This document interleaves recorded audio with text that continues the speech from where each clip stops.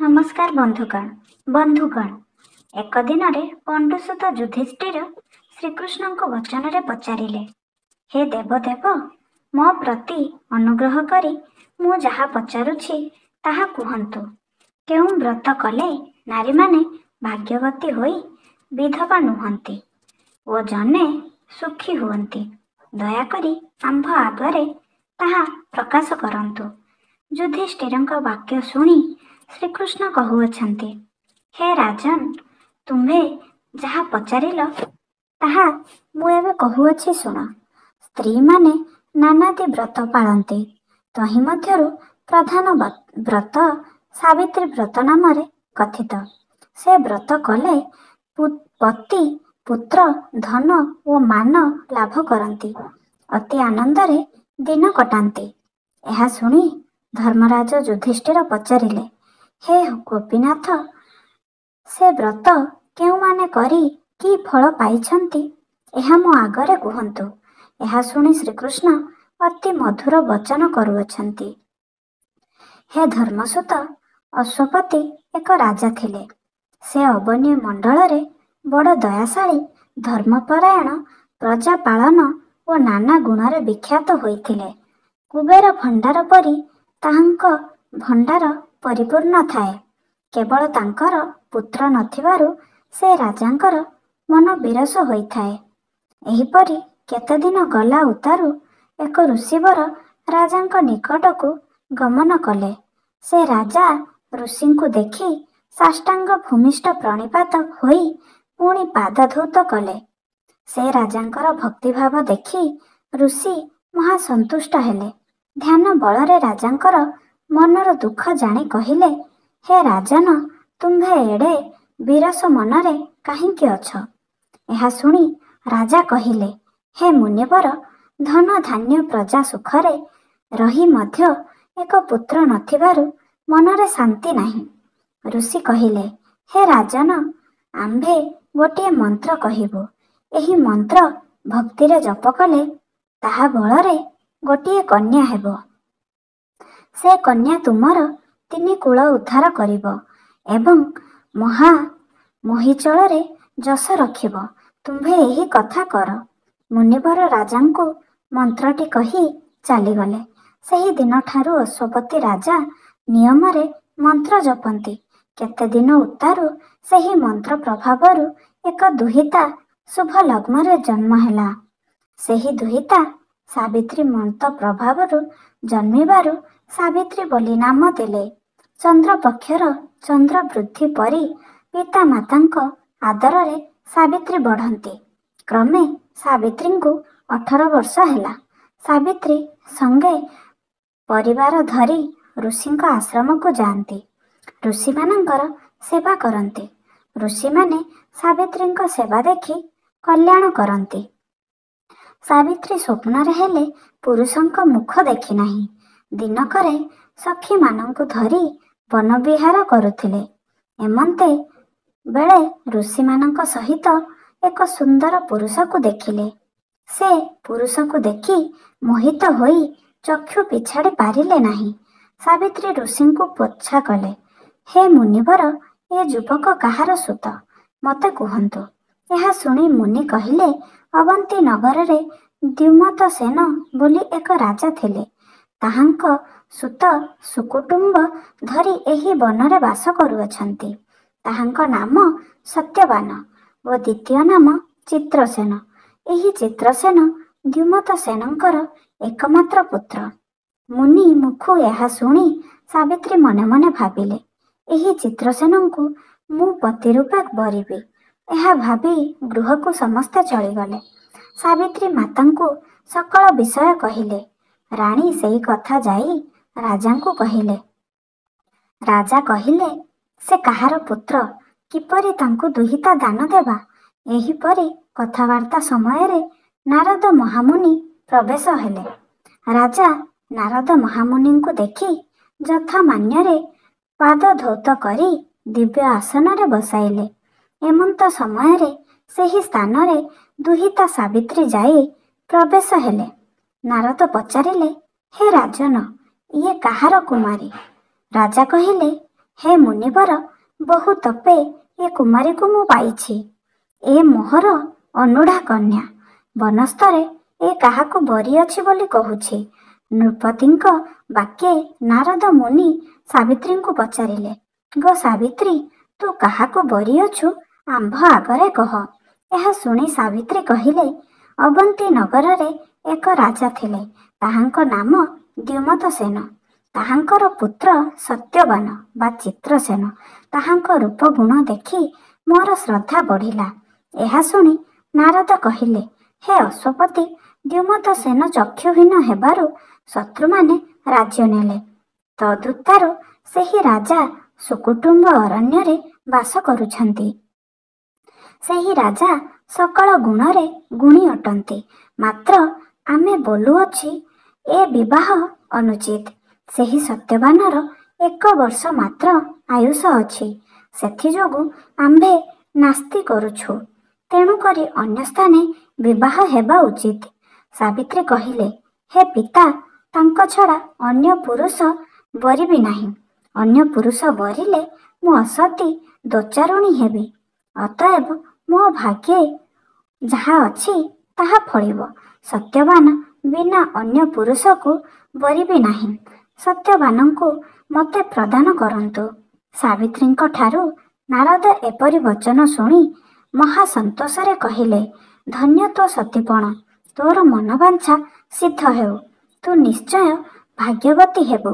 ଏହା କହି ମୁନିବର ନିଜ ସ୍ଥାନକୁ ଚାଲିଗଲେ। ତହୁଁ ଅଶ୍ୱପତି ରାଜା ବିଭାଘର ଉତ୍ସବ ମୁଣ୍ଡାଇବାକୁ ଆଦେଶ ଦେଲେ। ଶୁଭ ଲଗ୍ନରେ ସତ୍ୟବାନଙ୍କୁ କନ୍ୟା ଅର୍ପଣ କଲେ। ସତ୍ୟବାନ ସାବିତ୍ରୀଙ୍କୁ ଘେନି ପିତୃ ସମୀପକୁ ଚାଲିଗଲେ। ସତ୍ୟବାନ ପିତାମାତାଙ୍କୁ ନମସ୍କାର କଲେ। ସାବିତ୍ରୀ ଶାଶୁ ଶ୍ୱଶୁରଙ୍କୁ ନମସ୍କାର କଲେ। ରାଜା ଓ ରାଣୀ ପୁତ୍ରବଧୂଙ୍କୁ ଆଶୀର୍ବାଦ ଦେଲେ। ପ୍ରତିଦିନ ସାବିତ୍ରୀ ଶାଶୁ ଶ୍ୱଶୁରଙ୍କୁ ଯଥା ଭକ୍ତିରେ ସେବା କରୁଥାନ୍ତି। ଦେବତା ବ୍ରାହ୍ମଣଙ୍କୁ ଭକ୍ତି କରି ପୂଜା କରିଥାନ୍ତି। ଏପରି କେତେ ଦିନ ଗଲା। ନାରଦଙ୍କ କଥା ସାବିତ୍ରୀ ଦେବୀ ସର୍ବଦା ମନରେ ଭାବନା କରୁଥାନ୍ତି। ରାଜା ରାଣୀ କିମ୍ବା ସତ୍ୟବାନ କେହି ଜାଣନ୍ତି ନାହିଁ। ସାବିତ୍ରୀଙ୍କ ସ୍ୱଭାବ ଦେଖି ଶାଶୁ ଶ୍ୱଶୁର ଅତ୍ୟନ୍ତ ଆନନ୍ଦ କରୁଥାନ୍ତି। ଜ୍ୟେଷ୍ଠ ମାସ କୃଷ୍ଣ ପକ୍ଷ ଅମାବାସ୍ୟା ଦିନରେ ସତ୍ୟବାନଙ୍କ ଆୟୁଷ ଶେଷ ହେବ, ଏ କଥା ସାବିତ୍ରୀ ହେତୁ ରଖିଥାନ୍ତି।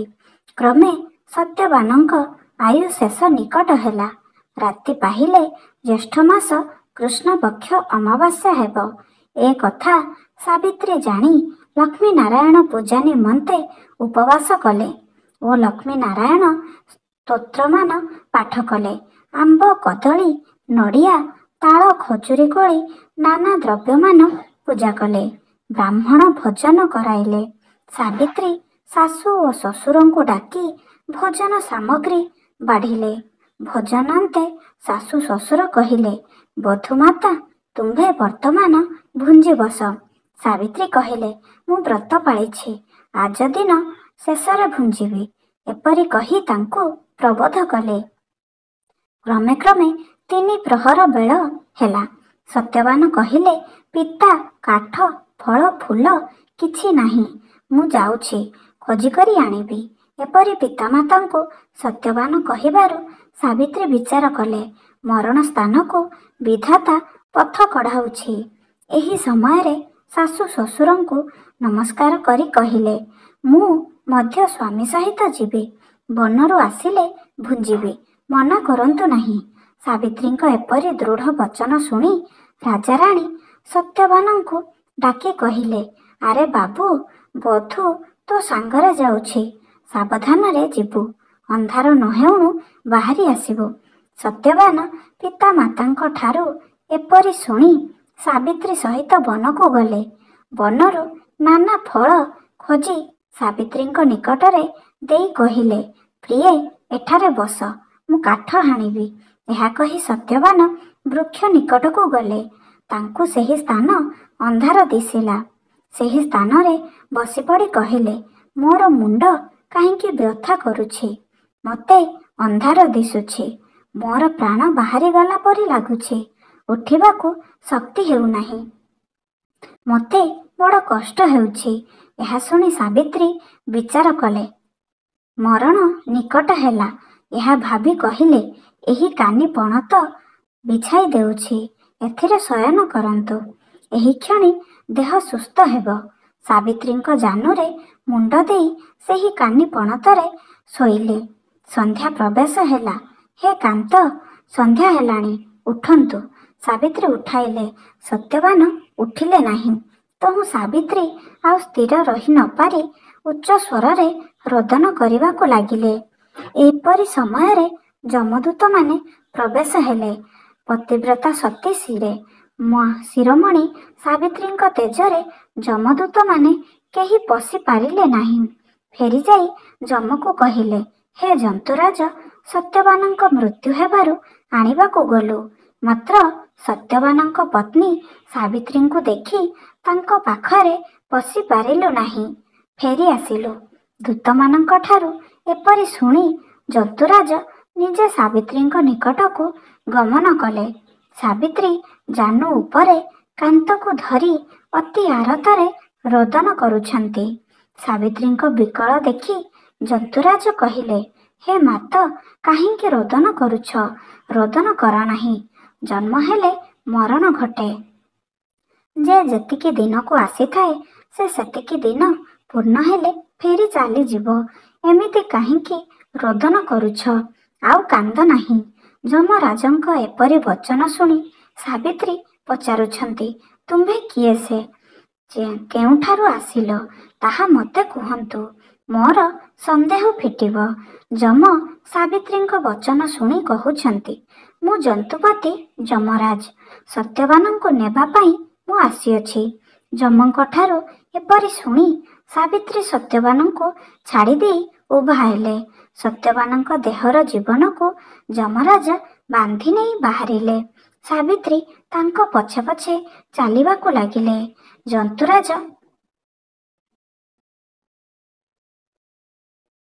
ଲେଉଟି ଚାହିଁ ସାବିତ୍ରୀଙ୍କୁ ପଛରେ ଦେଖି କହିଲେ, ହେ ରାଜଜେମା, ତୁ କାହିଁକି କାନ୍ଦି କାନ୍ଦି ଆସୁଛୁ? ତୁ ଘରକୁ ବାହାରି ଯା। ଏହା ଶୁଣି ସାବିତ୍ରୀ କହିଲେ, ହେ ଯନ୍ତୁରାଜ, ମୋର କାନ୍ତ ତୁମ୍ଭ ଭବନକୁ ଯାଉଛନ୍ତି, ତେଣୁ ମୁଁ ମଧ୍ୟ ତୁମ ସାଙ୍ଗରେ ଯିବି। ଅନ୍ୟଥା ସଂସାରରେ କିଛି କାର୍ଯ୍ୟ ନାହିଁ। ଚାଲ ତୁମ ଭବନକୁ ଯିବା। ତୁମ୍ଭ ପରି ସତ୍ସଙ୍ଗ ମୋତେ ମିଳିବ ନାହିଁ। ତୁମ୍ଭେ ଅନୁଗ୍ରହ କରି ମୋତେ ତୁମ୍ଭ ସାଙ୍ଗରେ ନିଅ। ମୋ ପ୍ରତି ବିରାଗ ହୁଅନ୍ତୁ ନାହିଁ। ଏପରି ସାବିତ୍ରୀଙ୍କ ବିନୟ ବଚନ ଶୁଣି ଯମରାଜ ହସି ହସି କହୁଛନ୍ତି, ଗୋ ପତିବ୍ରତା ଶିରୋମଣି, ମୁଁ ତୁମ୍ଭ ପ୍ରତି ଅତ୍ୟନ୍ତ ସନ୍ତୁଷ୍ଟ। ତୁମ୍ଭେ ସତ୍ୟବାନର ପ୍ରାଣ ଛଡ଼ା ଯାହା ମାଗିବ ତାହା ଦେବି। ଏପରି ବଚନ ଶୁଣି ସାବିତ୍ରୀ କହିଲେ, ମୋ ଶ୍ୱଶୁର ଅନ୍ଧ ଓ ରାଜ୍ୟହୀନ, ତାଙ୍କୁ ଚକ୍ଷୁ ପ୍ରଦାନ କରନ୍ତୁ ଓ ରାଜ୍ୟ ପ୍ରଦାନ କରନ୍ତୁ। ଏହା ଶୁଣି ଯମରାଜ ତଥାସ୍ତୁ କହି ଚାଲିଗଲେ। ସାବିତ୍ରୀ ତାଙ୍କ ପଛରେ ଗୋଡ଼ାଇ ଅଛନ୍ତି। ଯମ ଫେରି ଚାହିଁ କହିଲେ, ତୁମ୍ଭେ ଗୃହକୁ ଫେରିଯାଅ। ଏହା ଶୁଣି ସାବିତ୍ରୀ କହିଲେ, ତୁମ୍ଭେ ନାରାୟଣଙ୍କ ଅଂଶ, ତୁମ୍ଭ ସେବା କରିବି, ମୋତେ ସାଙ୍ଗରେ ନିଅନ୍ତୁ। ଏହା ଶୁଣି ଯନ୍ତୁପତି କହିଲେ, ହେ ସୁତା, ଆଉ କି ବର ମାଗୁଛ ମାଗ। ଏହା ଶୁଣି ସାବିତ୍ରୀ କହିଲେ, ମୋର ପିତାଙ୍କର ପୁତ୍ର ନାହିଁ, ପୁତ୍ର ଦାନ କର। ଯନ୍ତୁରାଜ ତଥାସ୍ତୁ କହି ଚାଲିଗଲେ। ସାବିତ୍ରୀ ତଥାପି ପଛରେ ଚାଲିଲେ। ଏହା ଦେଖି ଯନ୍ତୁରାଜ କହିଲେ, ହେ କନ୍ୟା, ସତ୍ୟବାନର ପ୍ରାଣ ଛଡ଼ା ଅନ୍ୟ ଏକ ବର ମାଗ। ସାବିତ୍ରୀ କହିଲେ, ସତ୍ୟବାନଙ୍କ ଔରସରୁ ମୋର ଶତପୁତ୍ର ହେଉ, ମୋତେ ଏହି ଆଜ୍ଞା କର। ଯମରାଜ ସାବିତ୍ରୀଙ୍କ ଭକ୍ତିଭାବ ଦେଖି ଭୋଳ ମାନସରେ ତଥାସ୍ତୁ କହି ସାବିତ୍ରୀଙ୍କୁ ଫେରିଯିବାକୁ କହିଲେ। ତହୁଁ ସାବିତ୍ରୀ କହିଲେ, ହେ ଦେବ, ମହତଙ୍କ କଥା ତ ଆନ ନୁହୁଇ। ଆପଣ ଯେଉଁ ବର ଦେଲେ ତାହା କିପରି ଫଳିବ?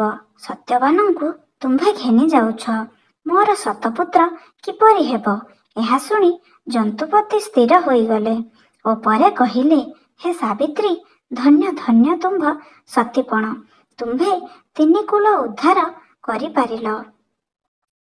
ମୋତେ ମଧ୍ୟ ବିନୟ ଗୁଣରେ ପରାଜିତ କଲ। ଏ କଥା ତୋହର ଚିରଖ୍ୟାତ ହେବ। ଯୁଗ ଯୁଗାନ୍ତରେ ତୋର ନାମ ବିଖ୍ୟାତ ହେବ। ଜ୍ୟେଷ୍ଠ କୃଷ୍ଣପକ୍ଷ ଅମାବାସ୍ୟା ଦିନ ତୋର ନାମ ସ୍ମରଣ କରି ଯେଉଁ ନାରୀ ସୁଚିତ ମନରେ ସାବିତ୍ରୀ ବ୍ରତ କରିବ, ସେହି ନାରୀ ଜନ୍ମେ ଜନ୍ମେ ସଧବା ଓ ପତିପରାୟଣା ହୋଇ ପୁତ୍ରବତୀ ଓ ଧନବତୀ ହେବ। ଅନ୍ତିମ କାଳରେ ବୈକୁଣ୍ଠ ପ୍ରାପ୍ତ ହେବ। ଏହା କହି ସତ୍ୟବାନଙ୍କୁ ଛାଡ଼ିଦେଲେ। ସାବିତ୍ରୀ ସତ୍ୟବାନଙ୍କ ପ୍ରାଣ ଧରି ଯେଉଁ ସ୍ଥାନରେ ସତ୍ୟବାନ ପଡ଼ିଅଛନ୍ତି ସେହି ସ୍ଥାନରେ ପ୍ରବେଶ କଲେ।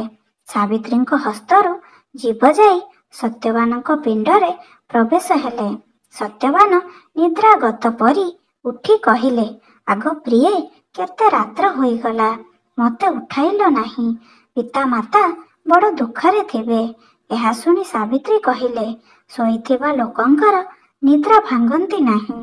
ଆଜି ରାତ୍ର ଏହି ବୃକ୍ଷ ମୂଳରେ ରହିବା, ସକାଳ ହେଲେ ଗୃହକୁ ଯିବା। ସତ୍ୟବାନ ସାବିତ୍ରୀଙ୍କ ଠାରୁ ଏପରି ବଚନ ଶୁଣି ରାତ୍ରକ ସେଠାରେ ରହିଗଲେ। ସତ୍ୟବାନ କହୁଛନ୍ତି, ଆଗ ପ୍ରିୟେ, ଆଜି ରାତ୍ରରେ ମୁଁ ଗୋଟିଏ ସ୍ୱପ୍ନ ଦେଖିଲି। ଯମରାଜା ଆସି ମୋତେ ବାନ୍ଧି ଘେନି ଯାଉଥିଲେ। ତୁମେ ତାଙ୍କ ପଛରେ ଗୋଡ଼ାଉଥିଲ। ବହୁତ ବିନୟରେ ତୁମେ ମୋର ଜୀବନ ଆଣିଲ। ଏହିପରି ବହୁତ ସ୍ୱପ୍ନ ଦେଖିଲି। ସାବିତ୍ରୀ କହିଲେ, ନିଶ୍ଚୟ ହୋଇଥିବ। ଏମନ୍ତ ସମୟରେ ସତ୍ୟବାନଙ୍କ ପିତାମାତା ଅତି ବ୍ୟାକୁଳ ହୋଇ, ଏତେ ରାତ୍ର ହେଲା, ସତ୍ୟବାନ କାହିଁକି ଆସିଲା ନାହିଁ? ସାଙ୍ଗରେ ବଧୂକୁ ନେଇଛି। ବନରେ କି ବିପତ୍ତି ପଡ଼ିଲା? ମୋର ଚକ୍ଷୁକୁ ତ ଦିଶୁନାହିଁ। ମୁଁ କେଉଁଆଡ଼େ ଯିବି? ଏହା ଭାବି ଶୋକ କରନ୍ତି। ନିକଟସ୍ଥ ଋଷିମାନେ କହିଲେ, ହେ ରାଜା, କାହିଁକି ଶୋକ କରୁଛ? ତୁମର ସକଳ ମଙ୍ଗଳ ହେବ। ଆମ୍ଭଙ୍କୁ ସେହିପରି ଦୃଶ୍ୟ ହେଉଛି। ଋଷିମାନଙ୍କର ଏହିପରି ବଚନ ଶୁଣି ସେମାନେ ସ୍ଥିର ହେଲେ। ପରଦିନ ସତ୍ୟବାନ ସାବିତ୍ରୀ ଗୃହକୁ ଆସିଲେ। ମୁନିମାନେ ଓ ପିତାମାତା ଦେଖି ଅତି ଆନନ୍ଦେ ପଚାରିଲେ, କାଲି ରାତ୍ର କେଉଁଠାରେ ଥିଲ? ତହୁଁ ସାବିତ୍ରୀ ଦେବୀ ସକଳ କଥା କହିଲେ। ସାଧୁମାନେ ଏପରି ଶୁଣି କହିଲେ, ଧନ୍ୟ ରାଜଜେମା, ତୋର ପିତାମାତା ଧନ୍ୟ। ମୃତ ପତି ଜିଆଇଲୁ, ପିତାର ଅପୁତ୍ରିକ କୁଳ ରକ୍ଷା କଲୁ, ଶ୍ୱଶୁରକୁ ରାଜ୍ୟ ଓ ଚକ୍ଷୁଦାନ ଦେଲୁ। ଯେଉଁ ନାରୀ ଶୁଦ୍ଧ ମନରେ ଏ ବ୍ରତ କରିବେ, ତାହାର ସମସ୍ତ ମଙ୍ଗଳ ହେବ। ଏପରି କେତେ ଦିନ ଗଲା ଉତ୍ତାରୁ ଜ୍ୟେଷ୍ଠ ମାସ କୃଷ୍ଣପକ୍ଷ ଅମାବାସ୍ୟା ପ୍ରବେଶ ହେଲା। ସାବିତ୍ରୀ ଲକ୍ଷ୍ମୀ ନାରାୟଣ ବ୍ରତ କରିବାକୁ ପ୍ରାତଃ କାଳୁ ଉଠି ସ୍ନାନ କଲେ, ଘର ଲିପାପୋଛା କଲେ, ପାଟ ପତନି ପିନ୍ଧିଲେ, ମୁଗ ବତୁରାଇଲେ, ତାଳ ନଡ଼ିଆ ଖଜୁରୀ କୋଳି ପଣସ ଆମ୍ବ ଆଖୁ କଦଳୀ କାଚ ଅଳତାପତ୍ର କଳା ମାଳି ନୂଆ ଲୁଗା ସର୍ବ ଆୟୋଜନ କଲେ। ଲକ୍ଷ୍ମୀ ନାରାୟଣ ସ୍ଥାପିଲେ। ଘିଅ ଦୀପ ଜାଳି ନିଶଙ୍ଖୁଡ଼ି ଦ୍ରବ୍ୟମାନ ବାଢ଼ିଲେ। ଲକ୍ଷ୍ମୀ ନାରାୟଣଙ୍କୁ ସ୍ମରଣ କରି ନୈବେଦ୍ୟ କଲେ। ପୂଜା ଶେଷରେ ପ୍ରସାଦ ବାଣ୍ଟିଲେ। ଶାଶୁ ଶ୍ୱଶୁର ଓ ସ୍ୱାମୀଙ୍କୁ ଓଳଗିଲେ। ସେହି ଦିନଠାରୁ ସାବିତ୍ରୀ ବ୍ରତ ବିଖ୍ୟାତ ହେଲା। ସାମ୍ରାଜ୍ୟ ପାଇ ସମସ୍ତେ ସୁଖରେ ରହିଲେ। ସାବିତ୍ରୀଙ୍କ ପ୍ରତି ସତ୍ୟବାନ ରାଜା ହେଲେ। ସାବିତ୍ରୀଙ୍କର 7 କୁମାର ହେଲେ। ଅତି ସୁଖେ ପୁତ୍ରକୁ ରାଜା କରି ଅନ୍ତେ ସ୍ୱର୍ଗପୁର ଗଲେ। ଯେଉଁ ସ୍ତ୍ରୀମାନେ ଶୁଦ୍ଧ ମତିରେ ସାବିତ୍ରୀ ବ୍ରତ କରନ୍ତି, ସେମାନେ ଏହିପରି ଫଳ ଲାଭ କରନ୍ତି। ଏହି ସାବିତ୍ରୀ ବ୍ରତ କଥା ମନ ଦେଇ ଯେଉଁ ନାରୀ ଶୁଣଇ, ତାହାର ସର୍ବ ଶୁଭ ହୋଇ ମନବାଞ୍ଛା ପୂର୍ଣ୍ଣ ହୁଏ। ଯୁଧିଷ୍ଠିର ନୃପତିଙ୍କୁ ଶ୍ରୀକୃଷ୍ଣ ସାବିତ୍ରୀ ବ୍ରତ କଥା କହିବାର ଧର୍ମସୂତ ଯୁଧିଷ୍ଠିର ଆନନ୍ଦିତ ହୋଇ ଶ୍ରୀକୃଷ୍ଣଙ୍କୁ ପ୍ରଣାମ କଲେ। ଏହି ସାବିତ୍ରୀ ବ୍ରତ ସ୍ତ୍ରୀମାନଙ୍କର ଏକାନ୍ତ କର୍ତ୍ତବ୍ୟ। ଇତିଶ୍ରୀ ସାବିତ୍ରୀ ବ୍ରତ କଥା ସମ୍ପୂର୍ଣ୍ଣ। ବନ୍ଧୁଗଣ, ଯଦି ଏହି ଭିଡ଼ିଓଟି ଆପଣଙ୍କୁ ଭଲ ଲାଗିଲା, ତେବେ ଗୋଟିଏ ଲାଇକ୍ କରିବା ସହିତ ଏହାକୁ ନିଜ ସାଙ୍ଗମାନଙ୍କ ସହିତ ସେୟାର କରିଦିଅନ୍ତୁ। ଏମିତି ନୂଆ ନୂଆ ଭିଡ଼ିଓ ଦେଖିବା ପାଇଁ ଆମ ଚ୍ୟାନେଲକୁ ସବସ୍କ୍ରାଇବ୍ କରିଦିଅନ୍ତୁ ଏବଂ ପାଖରେ ଥିବା ବେଲ୍ ଆଇକନ୍କୁ ନିଶ୍ଚୟ ଦବାଇ ଦିଅନ୍ତୁ। ବନ୍ଧୁଗଣ, ଭକ୍ତିରେ ଥରେ କମେଣ୍ଟ ବକ୍ସରେ ଓମ୍ ମା ସାବିତ୍ରୀ ବୋଲି ଲେଖିଦିଅନ୍ତୁ। ଭିଡ଼ିଓଟିକୁ ଶେଷ ପର୍ଯ୍ୟନ୍ତ ଦେଖିଥିବାରୁ ଆପଣଙ୍କୁ ଅଶେଷ ଅଶେଷ ଧନ୍ୟବାଦ।